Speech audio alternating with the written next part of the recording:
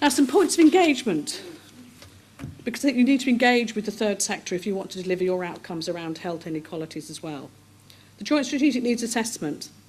The government in its Health White Paper very much sees that as having a key role for health and social care services with GPs, consortia and with local authorities. But you need to engage with the third sector. You need the third sector's knowledge to inform the shaping of some of those services. We would like you to identify commissioners and JSNA leads that the third sector can contact. We also need to develop commissioners' understanding of the third sector much, much better. And we also kind of need to dispel the myth that if the third sector is involved in shaping services, that they cannot then bid for them. There are examples of good practice in terms of the third sector engaging with Joint Strategic Needs Assessment. The Age Concern in Lancashire supported the Lancashire JSNA team to put stories to the data that Age Concern had collected about older people's needs. That led to a further report on the social return on investment, which now forms part of the JSNA's work programme, scoping strategic needs assessment, including the wider determinants of health. And also an older people's group has been set up in Lancashire specifically to look at issues facing older people. So there is good work being done out there. Health and wellbeing boards. It's very important that the third sector is involved as these are developed. In other parts of the region, we've got very well-established health and social care networks, and the hope is that they will be incorporated and have a role in health and wellbeing boards, and I would hope a similar type of thing will happen in Cheshire East as well. The Compact. I know there's an excellent legacy of the Compact in this part of Cheshire. Congleton led the way in its approach and understanding of how a Compact could be delivered. And I believe, from a conversation I've had with someone, that there is already talk about a compact between the new GP consortia and the sector, which is great. And you have your third sector congress.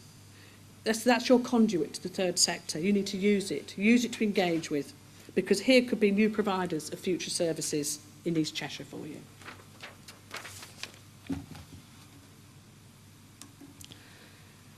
Let's talk about the third sector as a supplier of services. With the development of the new GP consortia and the public health moving to local authorities, it provides an opportunity to create routes of engagement between the third sector and the public sector. And I think if the public sector genuinely needs to expand its supply database, then it needs to make sure its approval process is friendly towards smaller suppliers.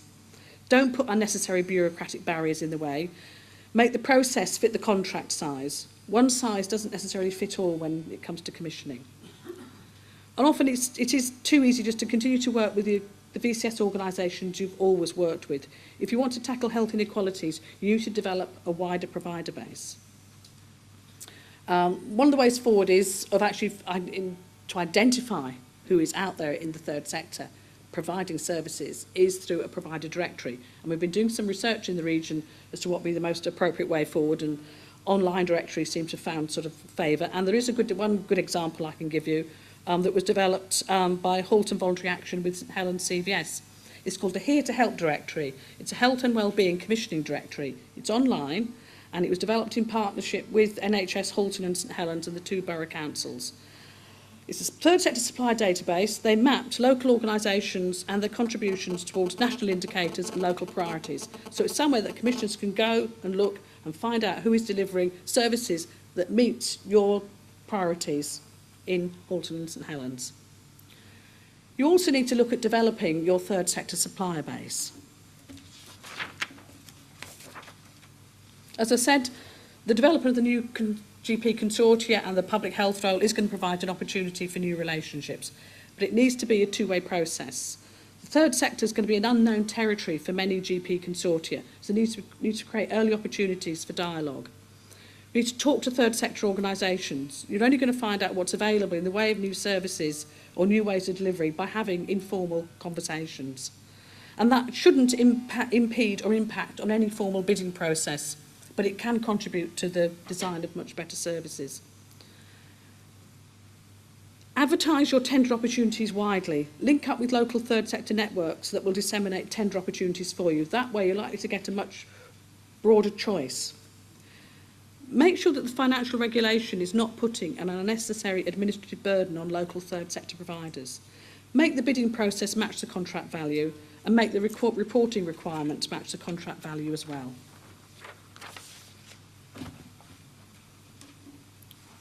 More thoughts.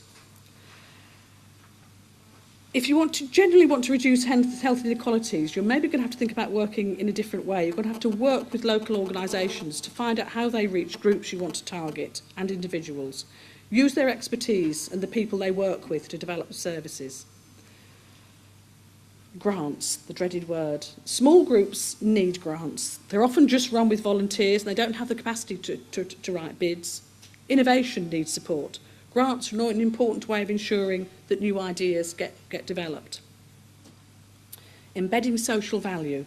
Social values has had an awful lot of development in the North West. We've kind of led the way in terms of the rest of the country. And embedding social value potentially gives you more bangs for your bucks, because by embedding social value, you're actually bringing in a whole range of other areas of impact that your funding can have. Voluntary Sector North West, we're running a Listen, Value, Invest campaign. We're getting third sector organisations to tell their stories, to develop case studies showing how the funding that their organisation has had has impacted on individual lives and created wider social benefits and savings to the public purse. The other thing that just coincidentally is currently happening at the moment is there's actually a private members' bill currently going through Parliament called the Public Services, Social Enterprise and Social Value Bill, being put forward by Chris White MP. And we actually have had some input into the development of that white paper once we realised it was bill, once it was coming out. And one of the provisions in it is that it will actually require public sector contracts will include provisions relating to social outcomes and social values. But because it's a private members' bill, it actually needs 100 MPs supporting it on the 19th of November. But the interesting thing is that bill actually came out of work that was done in the North West. And we're encouraging people to contact their MPs and get them to vote for it. I've got some other thoughts here, which are others' thoughts. These have come from IPPR North on growing the big society. Key things that they feel need to happen if the sector is actually going to deliver on growing the big society.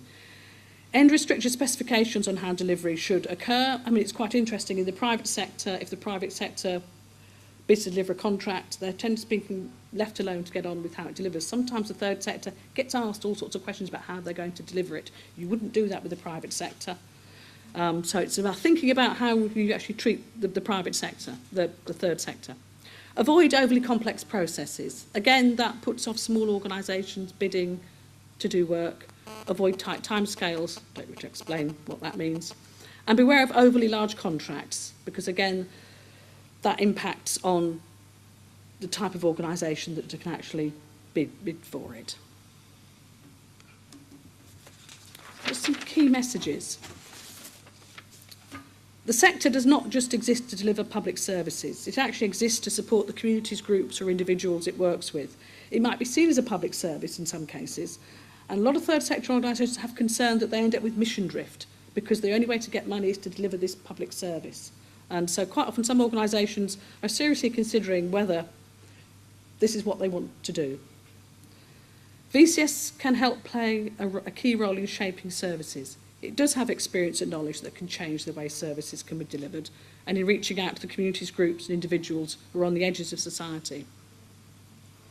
But it doesn't have the capacity or the desire to take on public services. The VCS in many cases grew out of working with the poor and the destitute, those on the margins. Its role has never been to deliver mainstream services to the bulk of the population. Its role has always been to work alongside mainstream services. And I make no apologies again about talking about grants have a role to play. Grants are important if grassroots services and organisations are to be maintained. Because the grassroots organisations are the mainstay of many communities where health inequalities are at their greatest, and those small bits of money make the difference between whether something happens in a grassroots community or it doesn't. And finally, in tackling the challenges of health inequalities, there are difficult times ahead and difficult decisions are already being made. But I hope that you will seek to engage with the third sector and others on how best to make the necessary savings while still maintaining valuable and essential services. The changes that will become inevitable are the opportunity to do things differently and work with the sector to see how they can contribute. It's also an opportunity to develop stronger relationships. The third sector needs the public sector, and the public sector needs the third sector if the challenges of tackling health inequalities are going to be met. Thank you.